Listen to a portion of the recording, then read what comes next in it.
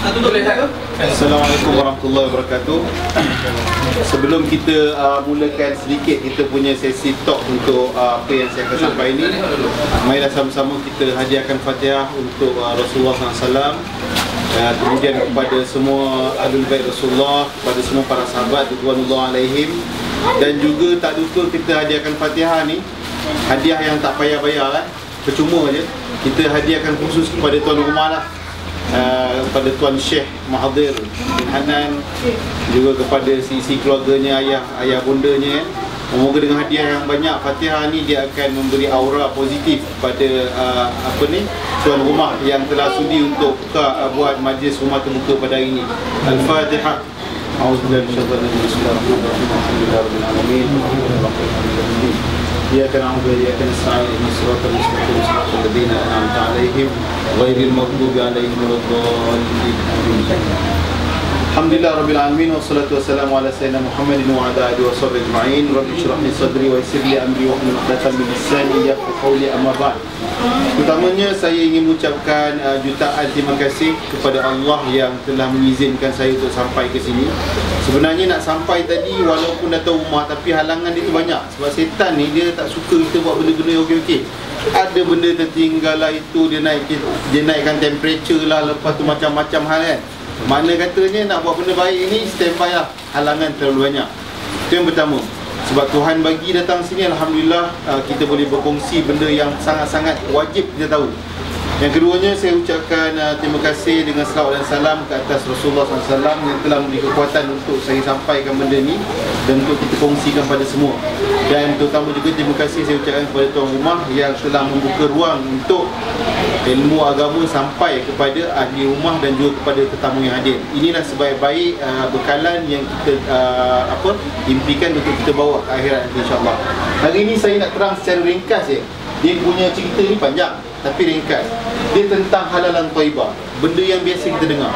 Kalau dalam Quran Allah sebut, ada 2 ayat ke 3 ayat Allah sebut yang bermaksud, wahai sekalian manusia, hendaklah kamu makan dengan makanan yang halal lagi thayyib.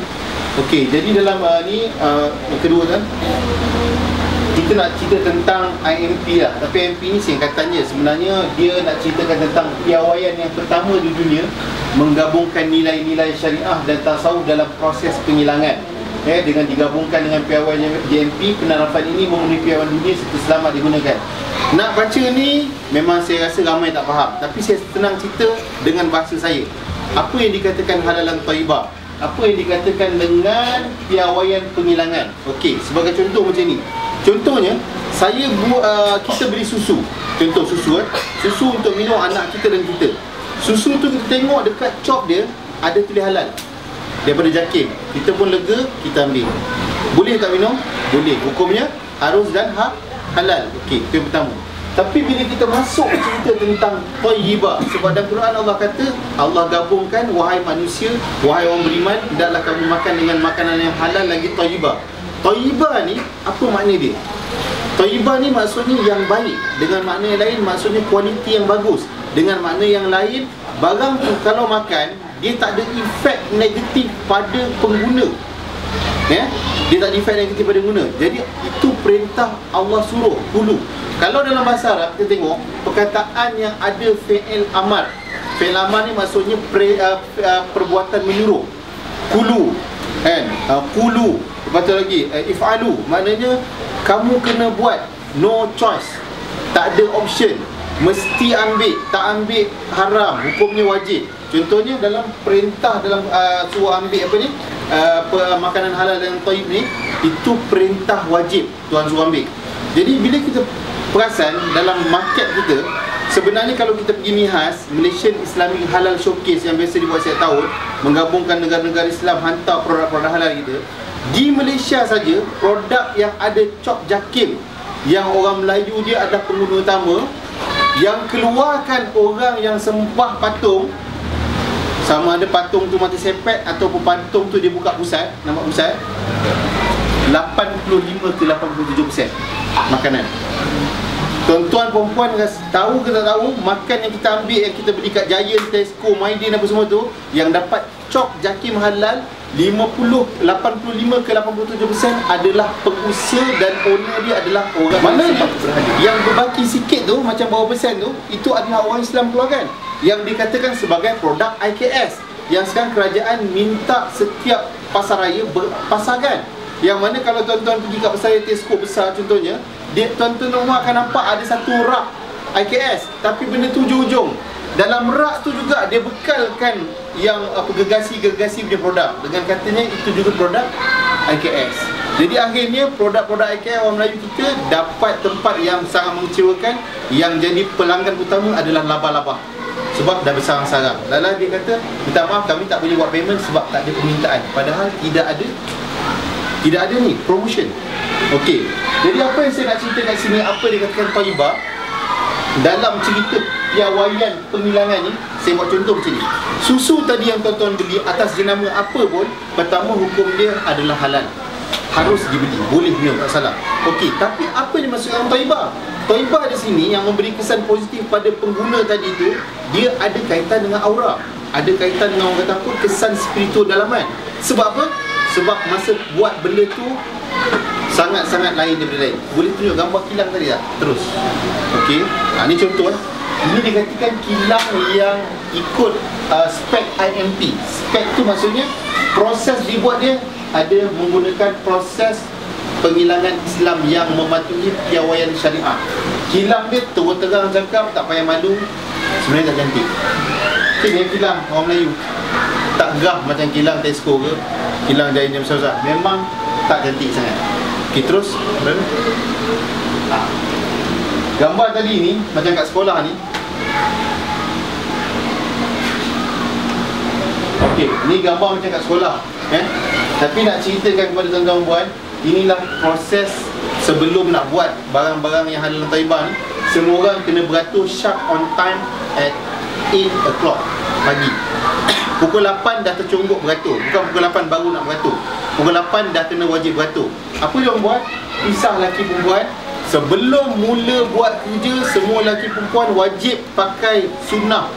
Yang lelaki bertutup kepala, yang perempuan kena bertudung ikut spek sunnah. Lepas tu bila sampai ke depan ni, pertama sekali kena buat Nas'aluka ya man huwallah. Kena baca 99 nama Allah. Tidak ada reason untuk tidak hafal. Wajib hafal. Yang kedua, dia kena baca sifat 20. Allah wujud. Lepas tu ada selawat dan sebagainya. Jadi tujuan dia apa? Tujuannya, sebelum orang ni pergi buat susu tadi, contoh susu, dia kena confirmkan balik akidah dia. Akidah dia betul ke tak betul, sesat ke tak sesat. Dia kena pastikan akidah dia akidah ahli sunnah wal jamaah. Dan dia kena pastikan tidak ada nilai-nilai kafir dan munafik dalam diri dia. So dia kena baca benda tu setiap pagi. Tu kan tuan. Ni dia punya pemantau-pemantau lah. Okey. Jadi sebenarnya kalau tuan-tuan perempuan dengar yang saya cakap tadi, ada 85 ke 87% yang dikeluarkan oleh orang Islam yang dapat cop JAKIM halal. Maknanya dia dapat Thaibah ke tak dapat Thaibah? Sebenarnya tak dapat. Sebab yang buat tu Acong contohnya. Okey, yang buat tu contohnya katalah si Azlan dia buat, tapi ownernya bukan Islam. Okey, contoh kalau tuan-tuan dan perempuan pergi kilang kedai roti, bakery, semua pekerja Melayu, betul? Bakers apa, cottage kan, apa semua kan? Oh, Kings Melayu. Kami semua pekerja Melayu. Cuba tanya dia kat dalam tu, ini barang-barang yang sediakan siapa Awak ke? Oh tak, kami datang setiap pagi, semua barang dah ada, tinggal masuk dalam mesin saja. Siapa yang sediakan? Bos. Bos apa? Cahaya Tuan. Kita tak tahu apa bahan yang dimasukkan dalam tu. Of course resipi kita tak tahu, dan apa bahan dia kita tak tahu. So dia masukkan, pekerja siapa? Melayu. Siapa cashier? Melayu bah, halal mah, biar kita beli. Jadi dari sudut spek Thaibah sebenarnya tak lepas.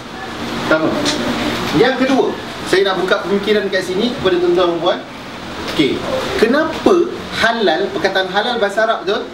Perkataan halal dalam Quran ada betul? Logiknya bila perintah halal yang dikeluarkan secara eksklusif oleh Allah yang maha hebat ni, Allah yang maha agung ni, kenapa orang Cina, orang India tak beragama Islam pergi percaya pula benda ni? Macam mana dia boleh percaya, tolonglah ustaz, itu kami mau itu cop jakim halal lah. Kan kita mau berniaga mah. Macam mana tang tu dia boleh terima, tang Allah sebagai Tuhan sekalian alam ni tak boleh terima? So apa makna udang sebalik batu? Mana udang sebalik batu ialah ada agenda, ada kepentingan, mana untuk dia punya mata pencarian. Jadi maknanya ada tak kemungkinan berlaku benda-benda tak elok? Sangat besar. Okey, ni MOU lah. Saya rasa benda ni tak berapa penting sangat sebab dia ada tujuan macam mana kita buat kerjasama dengan Perak, kerjasama dengan Sabah. Boleh teruskan ni? Lepas tu kerjasama dengan Brunei. Sultan Brunei ada apa semua kan? Okey, terus lagi. Ni Brunei, terus lagi. Lepas tu dengan China, dengan orang kata dengan orang Indonesia, dengan Thailand. Okey, terus lagi. Ni kita instant je. Ni dengan dengan lembaga tabung haji kan. Okey, terus. Ni semua lembaga tabung haji. Okey. Okey. Jadi tuan-tuan dan puan, kalau kita tengok tadi kenapa ada China, Thailand, Indonesia apa semua, saya bagi tahu satu je rahsia dia. Pertama sekali, sebab Malaysia telah dipandang sebagai halal hub. Halal hub ni ialah pusat halal sedunia. Negara Arab pun pandang benda sama, negara orang putih pandang benda sama, negara Asia Tengah pun, Asia Timur pun pandang benda sama. Malaysia adalah segala-galanya. Apa maknanya? Maknanya tuan kerja apa? Niaga apa? Seluar. Tuan adalah jutawan. Tuan punya kerja apa? Niaga seluar. Tuan adalah jutawan. Tuan juga niaga juga seluar. Seluar luar. Tuan adalah jutawan. Jadi maknanya semua yang ada kat sini bukan saya cakap jutawan. Sebab apa? Kalau kita berfikir secara positif, kenapa saya cakap tuan-tuan perempuan adalah jutawan? Sebab 87% market halal yang keluarkan Cahaya Nur Alif dengan Hindu. Pengguna dia 1% siapa? Melayu. Kalau tuan-tuan dan puan tukar Melayu yang buat jadi 80% tadi, yang Melayu guna, tuan-tuan jadi apa? Jutawan lah. Dah segala keperluan-keperluan tadi diambil alih oleh orang yang akidah dia tepat, orang yang sembahyang, orang yang mandi wajib, orang yang tahu taharah, orang yang ambil wudu, orang yang pergi masjid. Tuan-tuan nak beli makanan yang orang tak basuh cebok ke yang basuh cebok? Tuan-tuan nak beli makanan yang orang tak tahu mandi wajib ke tahu mandi wajib? Tuan-tuan perempuan nak beli makanan yang orang sembah berhala ke sembah Allah? Itu kita kena tanya dalam diri kita. Sebab tu saya cakap, hari tu saya pergi dekat NSK beli, ada budak pakai tudung buat rolling. Cari apa dik? Dia cari lama. Dia kata cari rempah. Rempah apa dik? Rempah nak masak kat sekolah. Rupanya budak sekolah Alamin yang mahal bayar sebulan 500. Ni sekolah orang kaya kan. Tapi bagus sekolahnya. Okey, adik pergi kat sana, adik ambil ni ada adabi, ada kari, ada kurma, ada apa semua. Beli. Dia beli lah, beli kunyit apa semua apa adik. Banyak ni untuk sekolah. Sampai kat sana, saya jumpa dia balik dekat kaunter bayar. Tengok benda yang saya tunjuk semua dah tak ada. Mana boleh begitu ni? Ustazah suruh tukar. Tukar apa? Alam pagas. Apa lagi? Babas. Saya gawat kepala, ustazah ni betul ustazah ustaz. Itu dikeluarkan oleh Hindu. Memang ada jakim halal, tak nafikan. Soalan ni sekarang, ada pilihan ke tak ada pilihan? Ambil orang Melayu punya. Why tak ambil? Jawapan ni simple saya dapat jawapan. Biasa makan kari tak? Dia boleh tanya kita balik.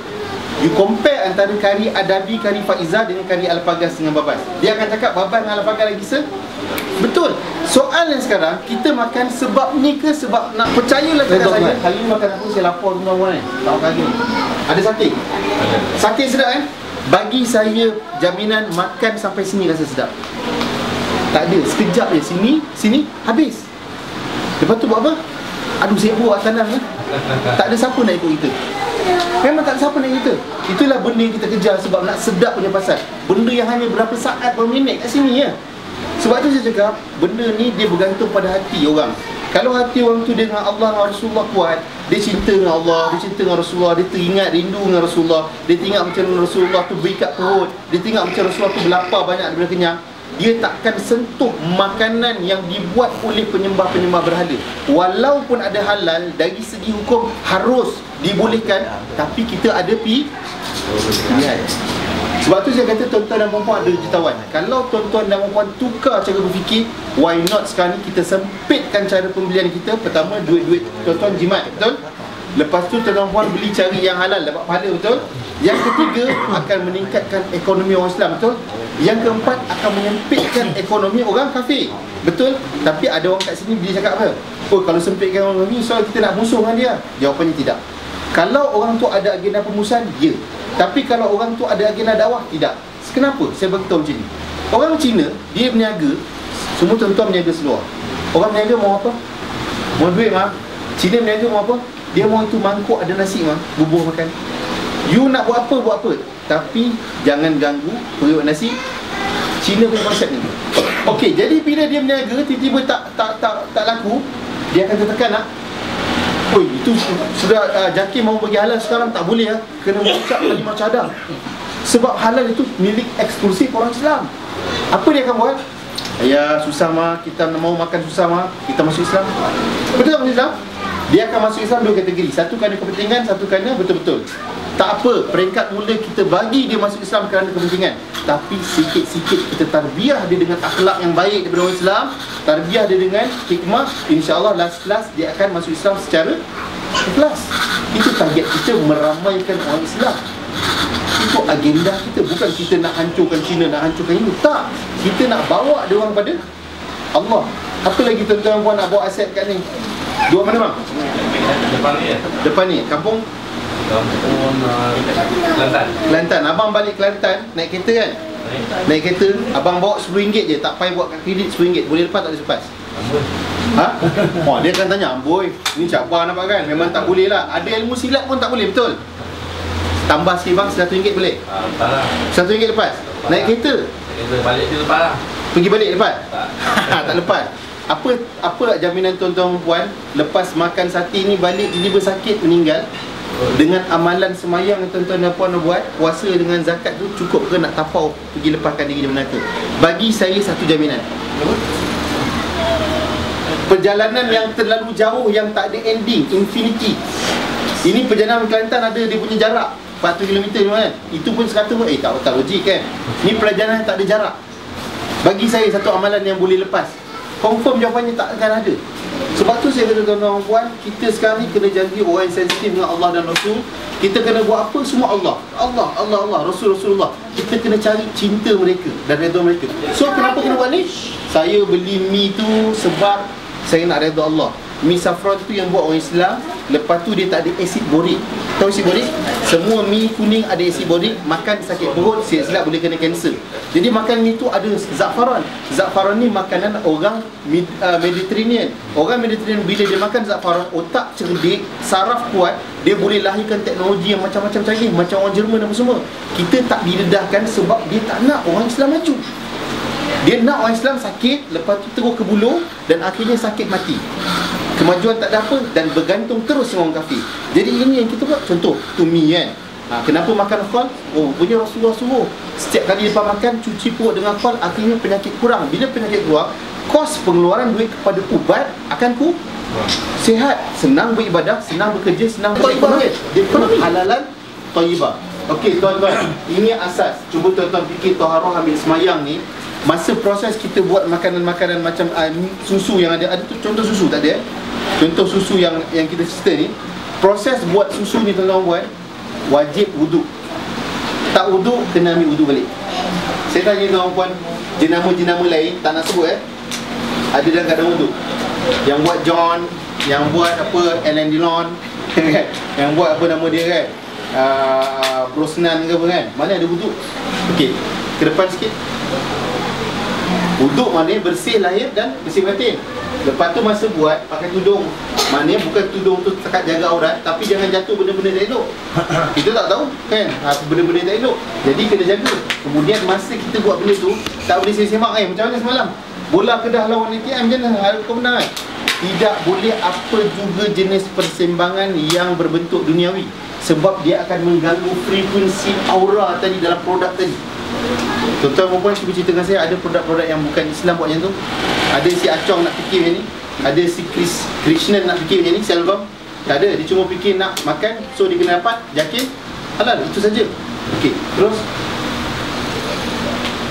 okey kan? Okey, terus lagi ni tunjuk, ni cara buat kan, semua kan.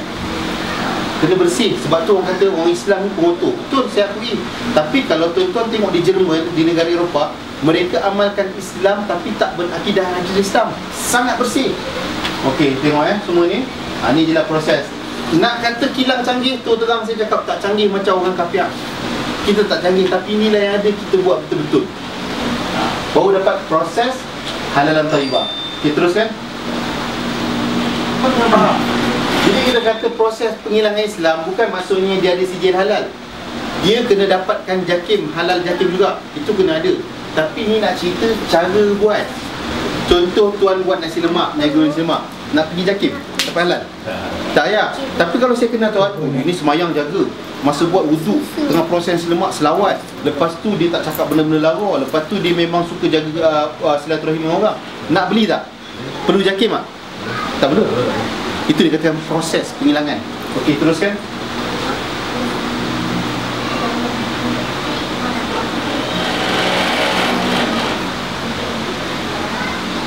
Okey.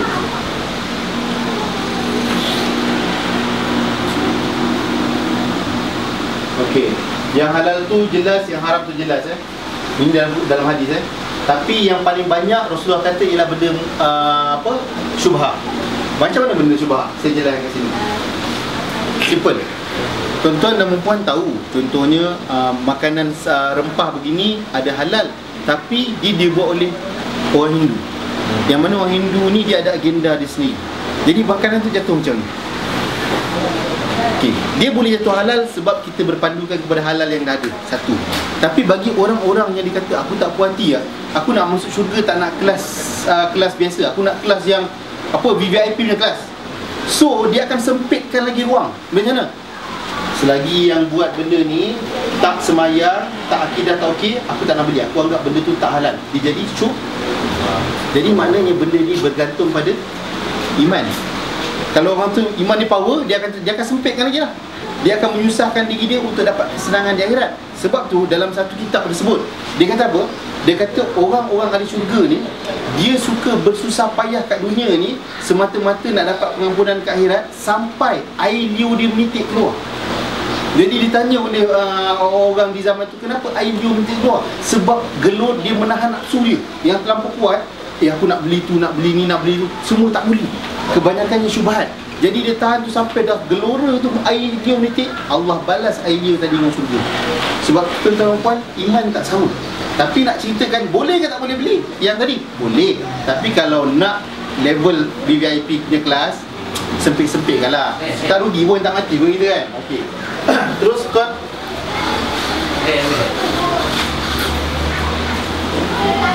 Okey.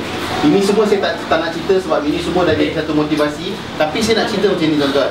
Kenapa saya nak cerita benda ni? Sebab baru ni saya buat program dekat rumah anak luar nikah. Anak luar nikah di Malaysia ni kata ni Selangor paling banyak, ratusan ribu yang dah tercatat. Anak luar nikah maknanya ada mak tak ada pak. Okey. Saya nak tanya tuan-tuan dan puan, anak ini besok kalau besar nak tak kahwin dengan seorang anak luar nikah? Tuan punya pandangan boleh? Nak tak? Semua akan senyum. Kenapa aku pula kan? Pilih orang lain lah kan? Confirm ramai yang kata, tak ada orang lain ke? Masalahnya, tahun 2009 yang tercatat ada 300,000 anak luar nikah Melayu. Sekarang 2012. Itu yang tercatat. Yang tak tercatat, sekarang makin banyak anak luar nikah. Takkan kita nak kumpul anak luar nikah, kita nak bunuh? Tak mungkin. Mereka Melayu, mereka Islam. Dia tak bersalah, yang salah mak dia dan lelaki buaya tadi kan? So apa nak buat? Itu punca daripada ni tuan-tuan. Ni, itu saya kata sebenarnya bila kita makan makanan benda-benda yang tak elok, confirm dia akan menyebabkan perangai anak-anak kita jahat, dan akhirnya dia akan jadi setan, dan akhirnya dia akan bertopengkan manusia. Dia akan buat kerja setan. Dia akan berzina, dia akan merogol, dia akan merempit, dia akan apa lagi, buat benda-benda jahat. Okey, saya nak cerita soal perang. Kita tak nak ikut perangai macam khinzir. Sebab tu kenapa agenda orang Nasrani dalam menghasut, mengubah mentaliti dan spiritual orang Islam adalah melalui makanan. Dia akan masuk sama ada holy water ataupun benda-benda berkaitan dengan khinzir, sama ada bentuk DNA dan sebagainya lah. Benda kecil-kecil kromosom kita tak tahu kan. Sebab tu kena cuak benda-benda macam ni. Sebab tu kita kata apa perangai dia jahat kan. Bapak ni ustaz, bapak ni imam, dia pergi hantar seorang kamu, tapi perangai syaitan kenapa kan. Rupanya bapak dia tak kisah beli makan asal ada jakim halal. Dia tak fikir yang halal dan thayyibah. Bukan kata tak boleh, tapi maksudnya benda tu tetap akan mempengaruhi. Itu yang saya takut. Contohnya, beli minum susu apa? Kacang susu apa? Yus. Sekarang Yus buat sale lah kat Maidin. Jual dia punya kotak besar tu RM1 lebih. Biasa RM3 lebih mah beli kan. Yus tahu tak? Dia ada kilang babi. Kita tak tahu. Lepas tu makan sardin minat. Sardin apa mah? Kita makan sardin Nikon. Ada halal lah situ. Memang ada halal. Tahu tak? Dekat non halal, dia ada keluarkan dalam tin makanan babi yang dipotong. Pekerja dia tak cukup tangan. Hoi bro, datang kat tempat kilang sardin. Dia pun datang, basuh tangan, basuh. Lepas pegang babi, pegang kilang sardin. Kita pernah terfikir tak benda tu? Ada tak efek-efek babi esok? Sebab tu orang kata perangai macam binatang. Dan sebab tu kenapa orang dulu kalau nak jadi orang baik, soleh dan salihah, dia akan kurangkan benda berdarah masuk dalam badan anak dia. Dia akan banyakkan makanan bersayur dan berbuah. Sebab darah binatang yang masuk ke dalam badan kita, dia akan ikut sedikit dengan apa itu. Sebab tu Rasulullah kata jangan makan daging setiap selalu, tapi makanlah tidak lebih daripada 40 hari. Maknanya 40 hari tu jangan lebih tak makan daging. Kena makan kalau nanti badan lemah dan otak tumpul. Kena makan, tapi jangan selalu. Selalu pula dia akan menyebabkan penyakit kolesterol dan akan menyebabkan perangai kita pun macam. Perasan tak anak-anak kita suka makan apa? KFC, betul? Benda yang berdasarkan ayam. Umur berapa tahun dek? Umur baru 9 tahun. 9 tahun? Badan macam orang. Why? Turun ke depan tuan. Sebab dalam ayam yang ada sekarang ni, berapa hari bang boleh hidup ayam sekarang? Sejak menetas 36 ke 45 hari kan. Macam mana boleh cepat pula tumbuh ayam tu? Soalan dia masukkan apa dalam badan ayam tu? Saya tak nak jawab, tuan-tuan cari dan jawab sendiri. Bila masuk pada badan anak kita, hormon anak kita akan membesar bukan pada waktu dan usia. Apa jadi pada lelaki? Ini kajian ya. Saya cuma cerita, kalau salah-salah saya kajian. Apa jadi pada lelaki? Okey, mana teruskan? Orang lelaki akan jadi macam ni. Kenapa tak datang? Rumah terbuka tadi ada sate lah kan? Lelaki tiba-tiba jadi lembut. Yang dah jadi lembut pula, dia nak juga jadi lelaki, akhirnya dia layus. Alah, saya bukan tak takut bini saya nak, tapi bini saya tak takut saya macam mana? Kan? Macam nak buat? Sebab benda-benda tu dah masuk dalam anak, dalam jiwa kita. Sebab tu kurangkan. Kalau nak makan ayam, pergi cari doktor, betul? Dr. Zain. Apa lagi? HPA punya ayam. Apa lagi? Ayam pergi cari ayam kampung ke yang tak ada suntik. Bukan saya kata tak boleh makan ayam suntik tu. Sebenarnya dah kadang-kadang dah tak boleh nak buat apa. Boleh makan. Kurangkan. Dan ada satu kedai ayam saya kat Selayang tu, orang yang potong tu ustaz. Saya kata, ustaz, apa faedah ustaz jual ayam ni sama dengan ayam luar tu? Kami belajar satu ilmu perubatan Islam. Bila kami sembelih, kami akan doa minta Allah buang segala toksin dalam ayam ni, dan juga benda-benda orang negatif dalam ayam supaya tak masuk dalam badan manusia. Lega sikit dia. So pergi beli. Masalahnya takkan orang Syalam nak berselayang kan? Ini efek benda-benda tu. Jadi bila kita katakan benda-benda yang makanan yang masuk dalam perut kita, jaga daging kita tu, dia mesti ada kualiti, ada keberkesanan, ada keselamatan, ada keberkatan. Yang paling penting itulah halal thayyibah. Susu yang Tuan Haji Mahathir minum tu, ni saya tak boleh nak komen apa, sebab saya tak ada lagi terjadi pada diri saya. Sebab saya tak minum susu ni. Yang minum anak-anak saya. Tapi pada kawan-kawan saya, pertama sekali dia cakap anak dia dah selera. Yang kedua, yang sakit dah tak sakit. Yang ketiga, kalau sakit cepat baik. Yang keempat, kalau ada Allah dah tak Allah. Yang keenam, ini daripada Profesor Dr. Aizan Ahmad, pakar pendidik makanan UKM Bangi. Dia kata apa? Anak dia yang start minum susu ni sekarang 5-5 dah tahfiz. Sebab mudah hafal Quran. Sebab memang ada kaitan, kita dah masukkan aura Quran dalam ni. Yang penting bukan susu ni, yang penting dah diaurakan dan cara pembuatannya. Sebab tu susu ni dibuat memang boleh minum 6 bulan ke atas. Kalau tuan-tuan yang perempuan yang dah besar tak sempat minum susu ni, boleh rasa lah. Saya pun minum juga kan. Tak salah masuk dalam badan kita, yang penting dapat rasa aura dia kan. Boleh kan? Okey, tuan-tuan. Apa yang kami buat, kami target sekarang nak tahfizkan dia orang. Saya ucap terima kasih kepada keluarga Encik Tuan Haji Hanan dan juga Tuan Haji Mahathir, sebab mereka telah buat satu tindakan yang luar biasa, iaitu pada bulan Ramadan hari itu dia orang ada infak fisabilillah kepada anak-anak luar nikah ni bentuk susu. Yang mana satu orang tahfiz dalam sebuah hadis ada sebut dia boleh selamatkan 70 ahli keluarga daripada azab neraka. Sekarang katalah kita tak ada tahfiz dalam rumah, senang je kita create tahfiz daripada keluarga lain dengan kita salurkan bentuk-bentuk bantuan dan perkhidmatan. So sekarang ni diorang target tahfiz melalui susu ni sebab dia ada memberi kesan kepada ni, kekuatan ni dan ni untuk cenderung pada Quran. Sebab Rasulullah pesan ada 3 benda kita kena ajar anak kita. Pertama, cinta Rasulullah. Kedua, cinta Ahlul Bait iaitu keluarga Rasulullah. Ketiga, cinta dengan Quran. Jadi maknanya 3 benda ni nak pastikan anak-anak kita. So tu yang kita bagi benda ni. Dan Alhamdulillah berkesan. Dan diorang minta lagi supaya anak-anak ni tak cenderung macam mak dia yang dah terlajak. Kita tak nak nafikan besok jadi menantu kita. So tak nafikan. So jangan blame mak dia, jangan blame lelaki yang buat tadi, jangan blame ustaz ustazah kenapa tak ajar. Kita kena blame diri kita kenapa kita tak bantu masyarakat kita. Itu tuan-tuan. Takrif pun saya tak nak cerita tapi tadi takrif sini dia sebut apa? Syarat benda tu halal dan thayyibah, tidak boleh beri kesan mudarat kepada manusia. Makan ni ada halal tapi sebab ada simbolik yang dibenarkan, tapi efek kan tetap tak dapat thayyibah kan. Makan madu sunnah tapi ada campur sirap gula, makan terlebih jadi diabetes, tetap tak dapat thayyibah. Jadi dia tidak boleh ada kesan sampingan. Sebab tu penting. Okey tuan-tuan.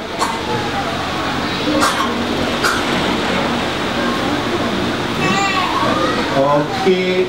Jadi kesan kalau kita tak makan halal thayyibah, pertama sekali kasih sayang kita susah. Tengok muka dia ni nampak macam muka rimau. Tengok muka orang ni nampak macam muka kuda belang. Tengok muka macam ni kita nak bergaduh. Sebab apa? Kita jumpa orang asyik nak bergaduh.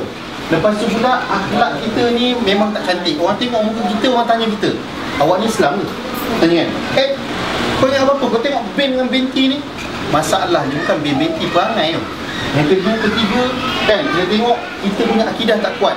Kat Selayang sekarang tengah buat perhimpunan besar-besar pada ni.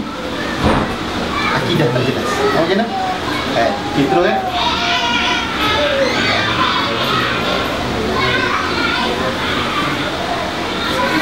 Jadi saya rasa cukup sampai situ tuan-tuan dan puan. Inilah kesan-kesan kan. Kalau tuan-tuan pergi Zouk dekat Jalan Saint Ismail, tuan-tuan tahu Zouk sebelah Saloma Bistro, tuan-tuan rumah akan nampak macam ni lah anak-anak Melayu kita kan. Kalau tuan-tuan pergi kat certain tempat, sebelum balik sekolah naik bas kena bercium kiss ibu dengan mulut anak Melayu kita pakai tudung. Saya nak cakap pun saya rasa macam malu sebab saya orang Melayu. Jadi kesan daripada halalan thayyibah tadi tak masuk dalam badan dia, roh dia rosak, perasaan dia rosak, akal dia rosak. Kenapa kena pakai ni, kenapa pakai ni? Banyak persoalan yang timbul sebab dia awal-awal lagi dah dirosakkan dengan unsur-unsur negatif daripada makanan dan minuman. Kalau kita nak macam ni, silakan. Pilihan di tangan tuan-tuan dan puan. Okey. Jadi kita nak anak-anak kita ni semua pencinta Allah dan Rasul. Jadi Tuan Encik Mahathir, saya rasa cukup setakat itu saja.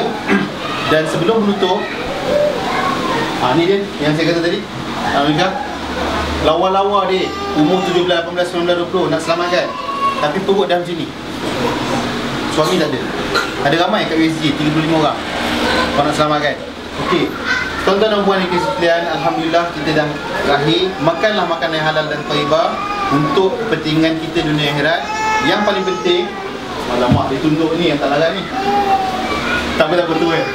Dia sampai saya cakap kan. Sebab apa? Sebab saya teringat ada satu orang soleh tanya, dia kata apakah makam yang terbaik bagi orang Islam, orang mukmin? Dia kata makam yang terbaik ialah apabila orang tu boleh merindui Rasulullah. Sekarang kita tanya pada diri kita, ada tak hati kita cinta dan rindu Rasulullah? Kalau tak ada, maknanya kita punya hati tu ada masalah, sebabkan makan makanan yang haram dan syubhat. Tadi yang tuan-tuan dan puan tengok pasal mengenal usul babi tu dibuat sausage. Ada yang buat makanan tu, makanan ni. So pastikanlah sebelum makan tu, benda tu kita kena prejudice untuk kepentingan kita. Macam ni kan, macam mana dia punya cara-cara nak kenal. Lepas tu dekat tepung macam mana, dekat kentang macam mana. Jadi maknanya akhir zaman ni kita terpaksa susah lah untuk dapatkan syurga dan untuk elakkan api neraka. Jadi yang baik itu datang daripada Allah, tuan-tuan. Yang tak baik itu semua kelemahan saya. Nak tunjuk je tak apa, Encik Mahathir, tunjuk je tak apa, bagi dia orang baca sendiri kan. Tapi ni yang saya mampu. InsyaAllah kita akan adakan sesi lain sekiranya ada lagi yang rasanya perlu penjelasan detail untuk kebaikan umat kita dan anak-anak kita semua. Sekian, wabillahi wallahu a'lam. Kita tangguhkan majlis ini dengan tasbih kifarah dan suratul As. Tapi majlis makan kita tu ya.